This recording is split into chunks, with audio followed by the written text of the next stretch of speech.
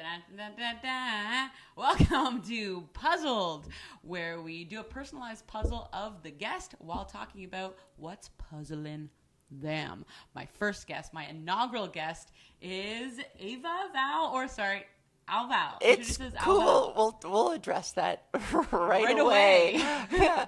Hi, thanks for having me. Yeah, I'm so stoked that you're here, man. Welcome to the inaugural show. Yeah, I mean, that's the thing. Introducing you as Ava or Al. And just before we started recording, we were trying to figure out what you're comfortable with. And you were saying you're kind of dragging your heels on Ava. Why?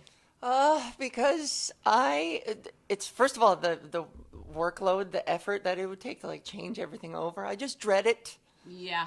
I don't think on a legal level? On a social media, on a technological level, I'm just so crappy at dealing with, I don't know. It takes me a million times longer to do anything when it comes to like beep, boop, beep technology stuff. I would lock myself out of my account if I tried.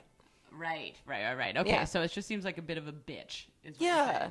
And I changed it over legally because I wanted to like have legally something. It's done. Legally, it's done. Oh, okay. Yeah, legally, it's Ava. Okay. So I kind of, there was a part of me that was like, I should probably keep something to myself instead of everything being just so, I'm such an open book on stage and in my public persona that I was like, maybe it's about time I like kept something maybe a little bit more personal.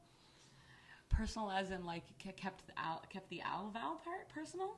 Like separated, maybe drew a finer line, a more distinct line between like performer, entertainer, Al Val, and like the person, the human being that stage is name. Ava. Yeah, stage name. Stage name. That's exactly it. Yeah. Okay, I dig it. I can get behind it. Yeah. Yeah. I mean, no. But at the same time, like, it's true. My act is just such I talk about everything that I'm thinking and going through. It's really intimate. So, like, there's a part of me that feels like I'm being disingenuous by not using my real name, you know? By not using Ava? By not using Ava, yeah. I don't know. I think it kind of adds a bit of dimension. It like makes the audience pause and think, right? Like, and also I kind of like the comfortability with it. A lot of trans people, I feel like, have a bit of it's called like your dead name. Is that right? Yeah. Yeah. Whereas I feel like I kind of dig that there's also an embracement or like an embracing of that. Like that's still there. Mm-hmm. That's still the stage. I don't know. There's something about that I kind of also like. One is not wrong. One is not right. But I kind of dig it. I agree, and I take full ownership of who I used to be. Right. I have no real hang-ups about like acknowledging who I used to be before I transitioned. So my dead name kind of includes that. Like I don't have any sort of visceral hatred towards it. It's part of my history. I just kind of, I'm cool with it. We cool with it. We're cool with it. So we're cool like that. Okay. So before we get going, you have a special. Speaking of your super intimate show, like you have a special coming out. I right? do. When's your special coming out? My special. It's called So Brave. Nice. I know your jokes, so I love that. Yeah, it's got layers. It's ironic. It's coming out on June 30th. On YouTube for everybody to watch. It's just going to be available through 800 Pound Gorilla's YouTube channel. Sick. And when did you record it? In September of 2023, a long time ago now. It feels like. It takes a while, though. Yeah, right? it took longer than I thought it would. Nice. Where did you record it? At Comedy Bar East, Danforth. Oh, right. I do remember that recording. I mean, you sold out the shows. Yeah, it was awesome. Oh, sick. It was so good. I can't wait for people to see it. I can't wait to see it. And, like, I don't like comedy. I never watch it. Stand up. Yeah. I do stand up. It's my job. Do you find that people are always like, which comic do you like the best? I'm like, I don't watch a lot of stand up. Yeah. On my off time, I just want to puzzle. Yeah, totally. Yeah, I don't watch it in my off time. I have favorites, but they're only people that happen to be on the same show as me that I was like, oh yeah, I'll watch because I'm here. Totally. You know? Totally. But your special, I'm like intrigued by. Yeah? You don't have to watch it if you don't want to. Thanks, man. Okay. I appreciate that. Yeah. I do want to watch it, which is rare for me. So, yeah, let's. I'm stoked for it. It'll be groundbreaking. Oh, sweet. Yeah. Speaking of groundbreaking, so let's get to the puzzle, the best part of this. What is your experience with puzzling? Personally, I love it. I turned 35 and it's like all I want to do ever. I'm 38 now, so I'm 3 years deep into this hobby. Okay. You're a veteran puzzler. I just finished a 2,000 piecer. Oh my God. I know, this morning, because I was like, I need my counter back for the podcast. So I had Do you to laminate them or whatever? Do you like? Oh, I'm everyone's favorite aunt, and I do laminate them, and I'll filter in a pic of it when I edit this in. I'll filter. Wow! In Look at that! Isn't that something? What's your experience with puzzling? I've never gone out of my way to puzzle, but every time I visit my parents, my mom always has one out, and like it is so meditative and so nice. It's such a fun activity to do with people. It's just really great. Totally. It's a bonding experience that I have with my mom whenever she has one out. Oh, definitely. It's nice. Well, I'm happy that we're gonna bond. Yeah. Puzzle. So this puzzle is a puzzle of Ava. So in this podcast, I'm gonna refer to you as Ava. Go for it. Okay, cool. Or I can refer to you as my bitch.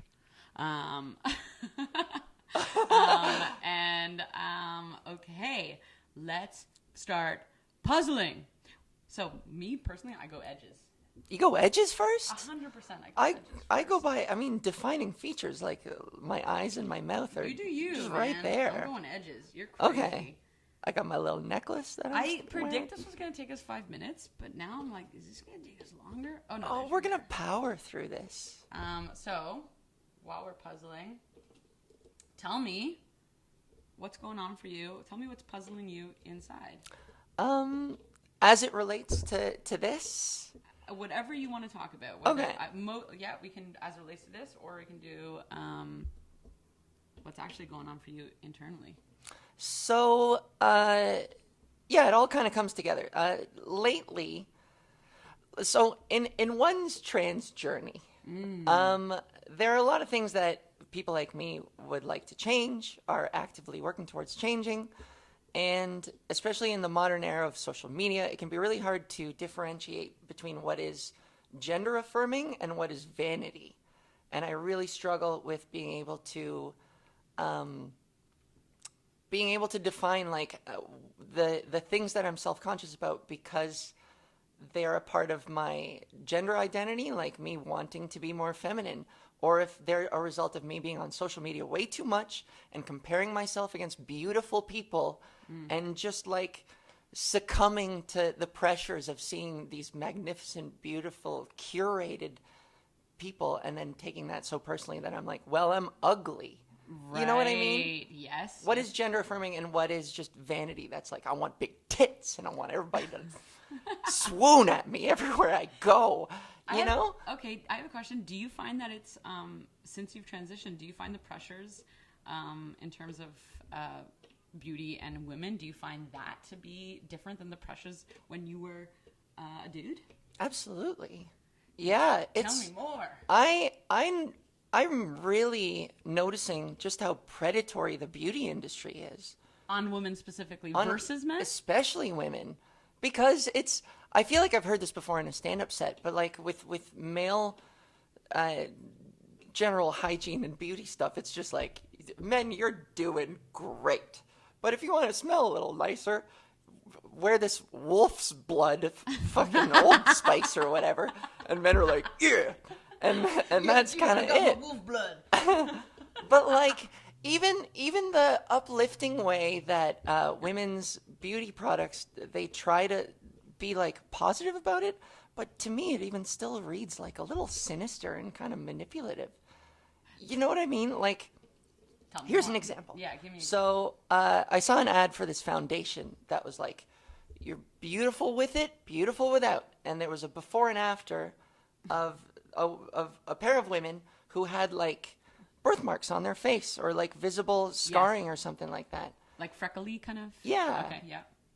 And so it was advertising this foundation that like clears it up, but it was also reassuring you. It was like, you're perfect just the way you are, with or without it. And it's like, that is so hypocritical. Like, your product wouldn't exist to begin with if it wasn't predicated on the need to like hide that stuff. Totally. You know?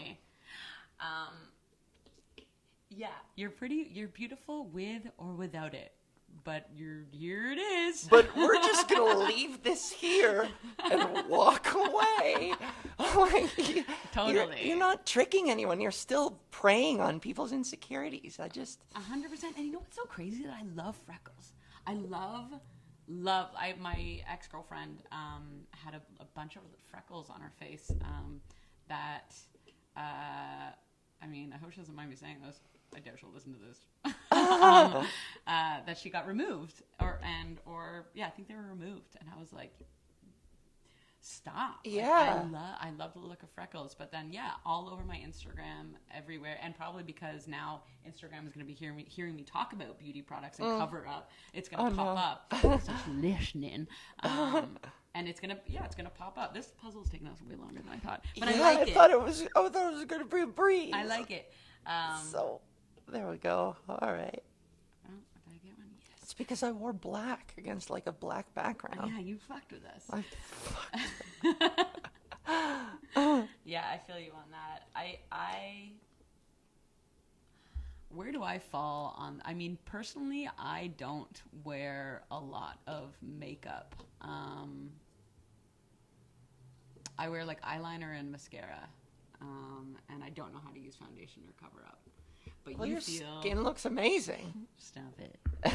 Truly, you're doing just fine, and you have such beautiful eyes. Thank you so much. Yeah, you look beautiful with it. Beautiful without it. But I do. I guess being a is that the way Let's it come goes? together. Here, we're probably like.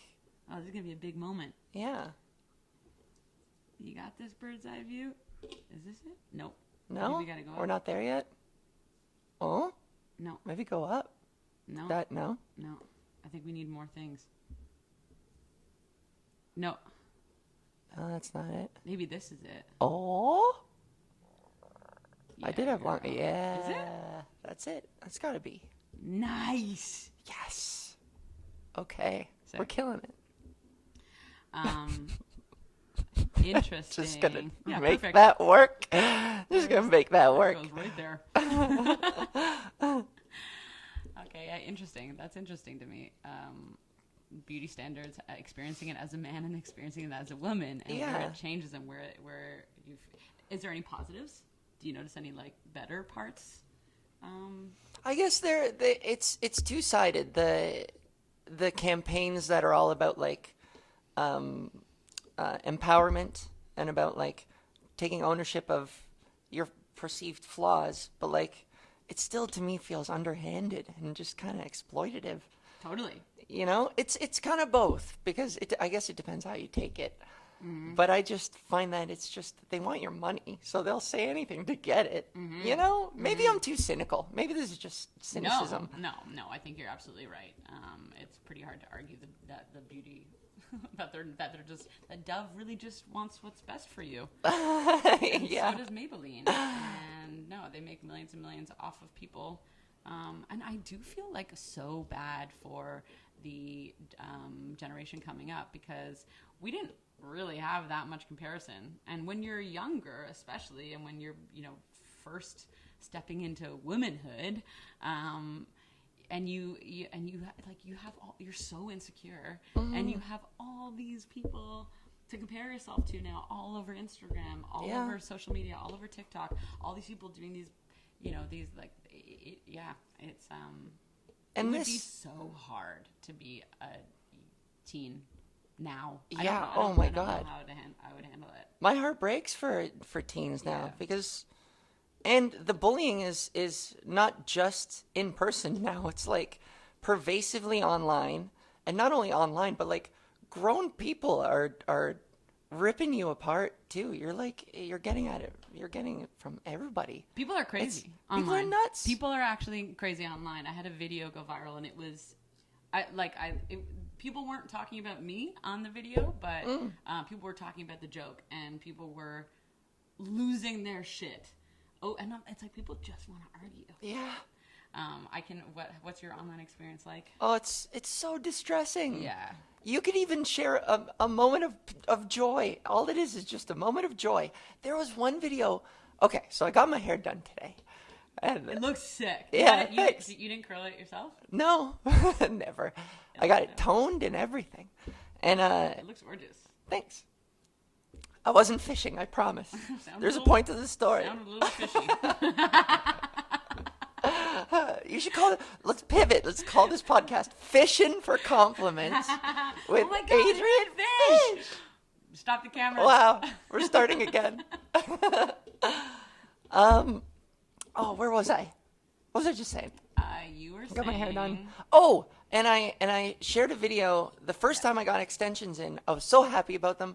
I just had to take a video of myself be like, look, wee. And I was kind of playing it up, but I was seriously overjoyed. It was really awesome. And the amount of people who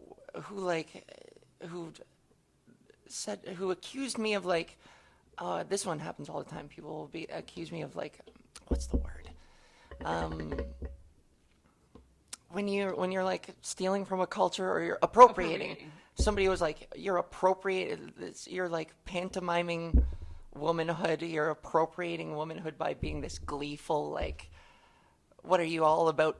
Superficial makeup and hair and I don't know. Somebody was like, you're a man appropriating womanhood by being gleeful about your hair. And I was like, can a motherfucker just have a moment of joy without somebody being like, I don't like that.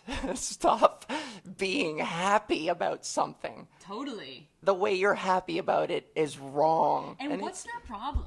Literally, what's their problem? What part of their day is and now I'm going to rip into this person? What happened to them? Yeah. It makes me sad for them. That was what was concerning for me when people were saying crazy shit online about, and there were some jokes of some knocks towards me on the couple videos that have popped off, but it made me sad for them because I'm the only reason that they're talking to me like that is because that's how they talk to themselves.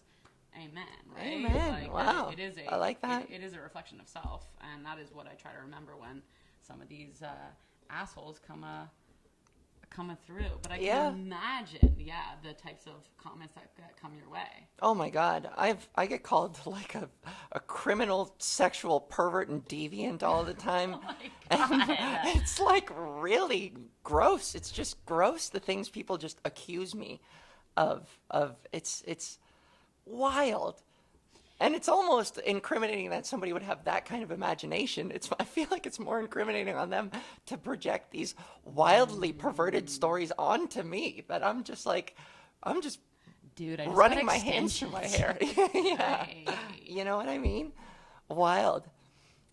So where have you landed so far? Where are you at in your journey of whether it is, what did you say?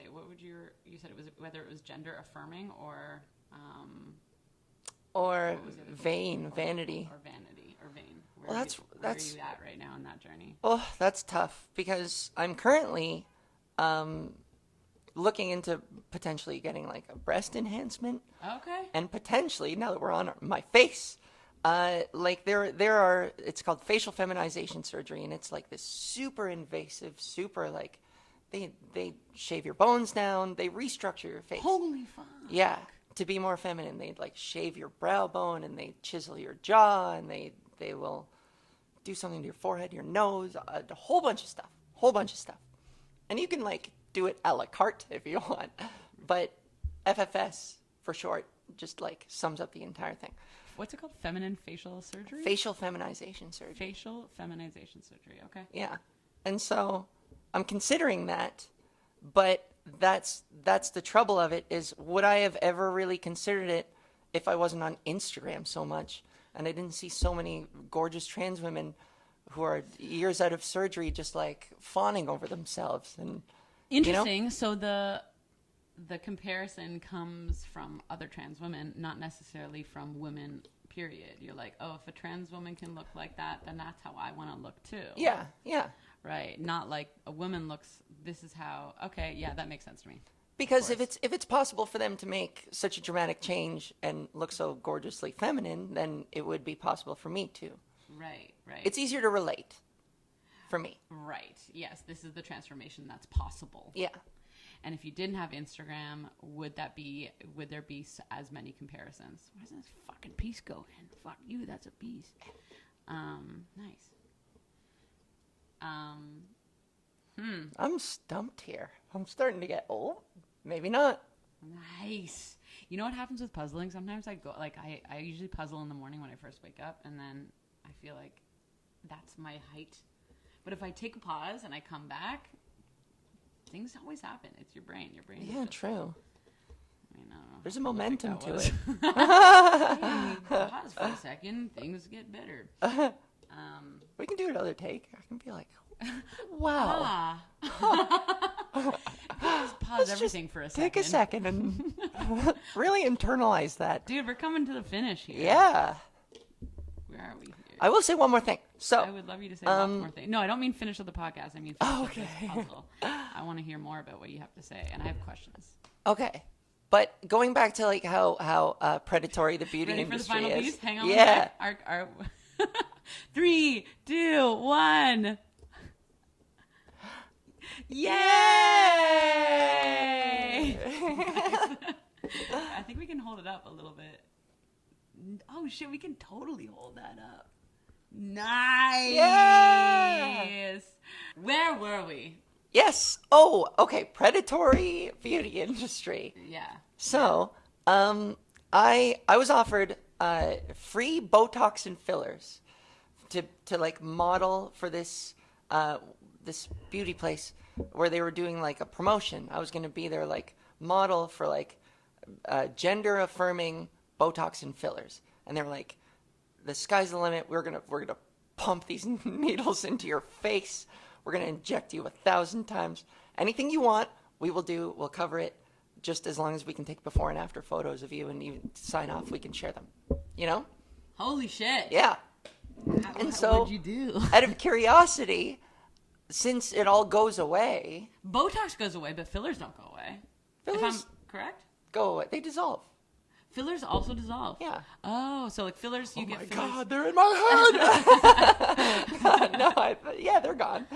Oh, fillers go away. Okay, I Yeah. thought fillers are permanent. Okay, sorry, go on. So anyway, so I go in for the consultation, for the initial consultation, and like, what I didn't realize would happen was you sit across from this probably well-intentioned doctor. I guess they got other stuff on their brain. Oh God. But they like dissected and picked apart all my flaws to my face. God. And everything that made me masculine. So she'd be like, clench your jaw, and then she'd be like, oh boy. And it would be like, what oh boy? God, I don't think you're allowed to use that language. Oh my God. Like, and this stuff just sits with me. Like, and the mandibular, the jaw thing, I was already aware of that. But she pointed out stuff that I didn't know about, and she just gave me new insecurities to chew on. God. Like, she was like, smile for me, and she goes, okay, you have a really gummy smile. And I was like, do I? And now I've never noticed a gummy smile on you. now it's all I can see when I look at this picture. This is a gorgeous picture of you, though. I disagree. You disagree because of what they pointed out. Yeah. And that's so such a like shame. a statement like that, I wish I was more resilient. Well, blah blah blahs, don't we all? Yeah, Right. Everyone wants to be like, I don't care what anyone thinks, but everyone cares what everyone thinks. Of course. to varying degrees. Especially It when makes us somebody human. when somebody strikes a nerve about something that you're already like remotely insecure about, it really cuts deep. Totally. And so like now every time I smile, every picture that I see, she's just poisoned my own smile, like an act of pure joy, an expression of joy. She has like poisoned it just with that one little thing. How can we take the poison out? You have a beautiful smile. It's I mean, you're fine. It's gorgeous. I have a gorgeous smile. Smile. You have a gorgeous smile. I think we all do. Of course, it's a smile. That's like it's what makes faces come to life. Yes. So a gummy smile that makes me so annoyed. But yeah, if your face, and that's what like models face all the time, right? Like this constant barrage of like, you're not this, you're not that, you're too much this, you're too this. I'm curious to know where you got your Botox. No, I'm curious to know.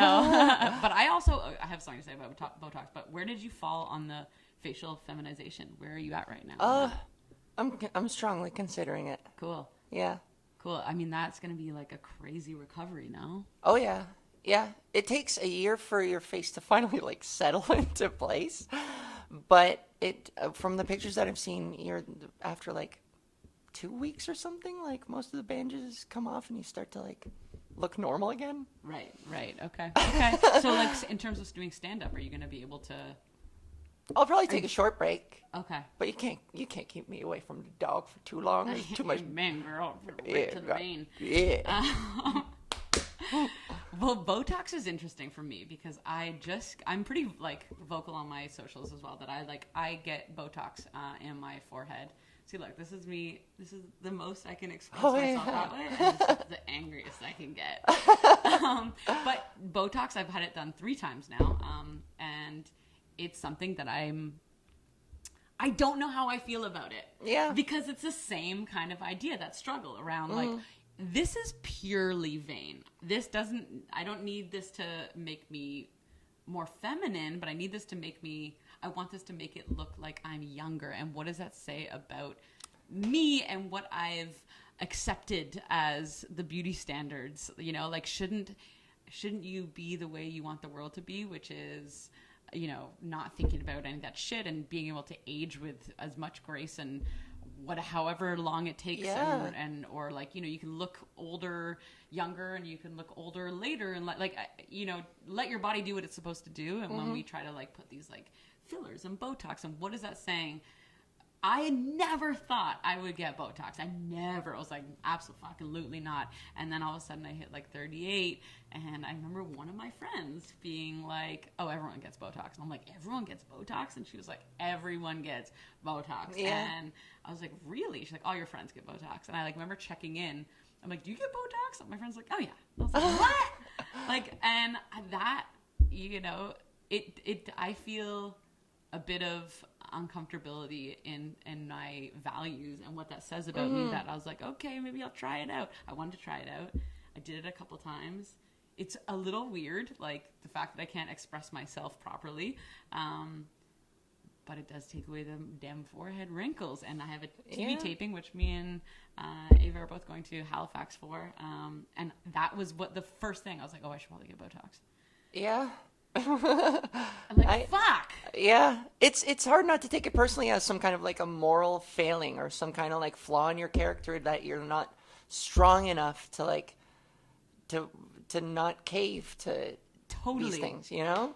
Totally. Like it does. I feel a certain guilt when I even play with the idea of FFS on my face, where it's like I should be stronger than this.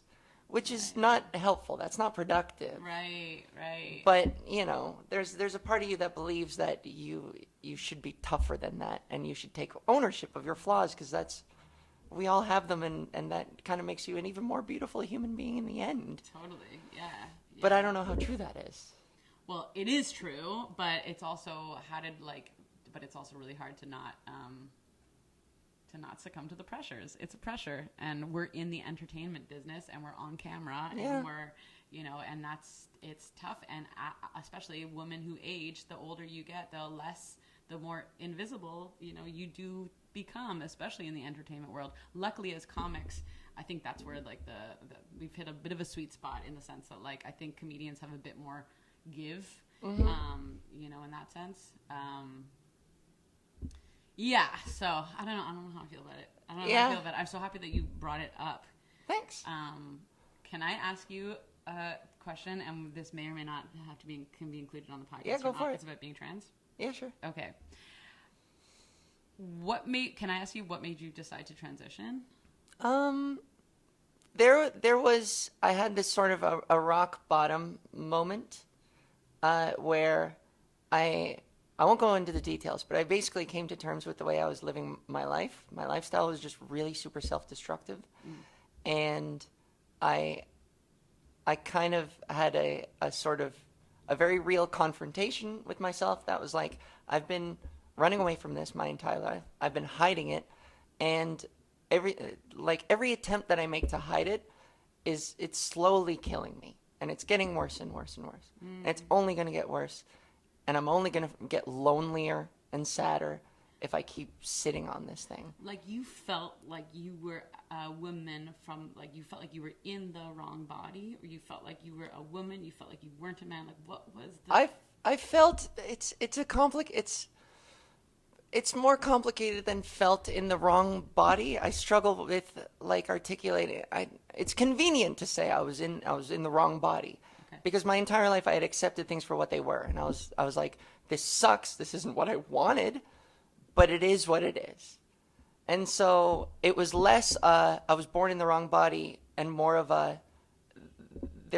my life could be so much better. I could be so much happier if I switched. If that makes sense. Totally. Yeah. I mean, the only reason I ask is because I feel like the argument, or the popular argument to the trans movement is, can't you redefine what that gender is? Why do you need, like, can you redefine what a woman and a man is? Can you just be the most masculine woman, and can't you just be the most feminine man? And why switch over? Doesn't that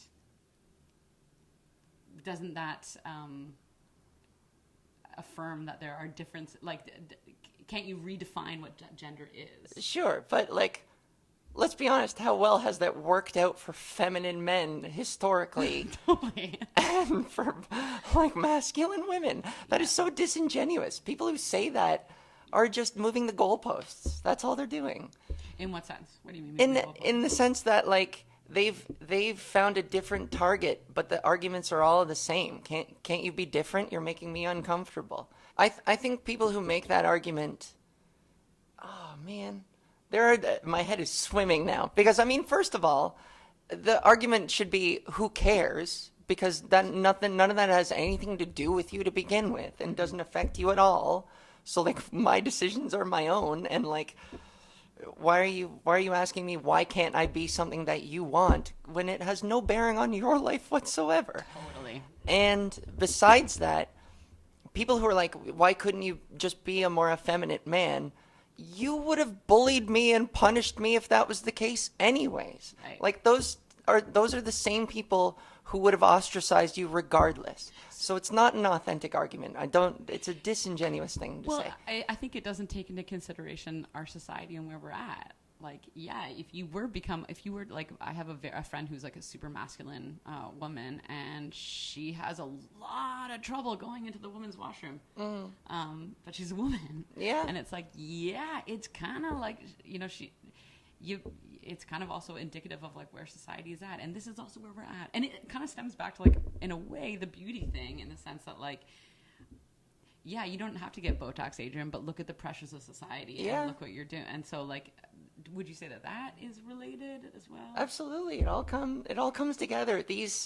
We are seeing like a really intense debate around gender roles and how to express them. So now even like cis women who maybe present a little bit more masculine are under so much scrutiny going to the bathroom that they've always gone to anyways, because this trans thing is now this giant bathroom debate, and now everybody's suspicious of each other's gender in the bathroom. It's interesting even talking about this beauty stuff and the trans argument, and how that all kind of is sort of in the same world. Yeah, they all relate, and all has so much to... Beauty industry just reinforces the stereotypes, and then the more we reinforce them, the harder it gets to challenge them.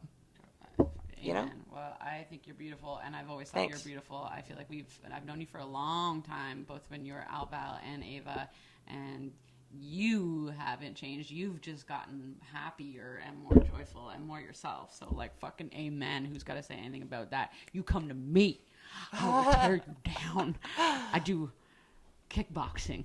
My hero. No problem.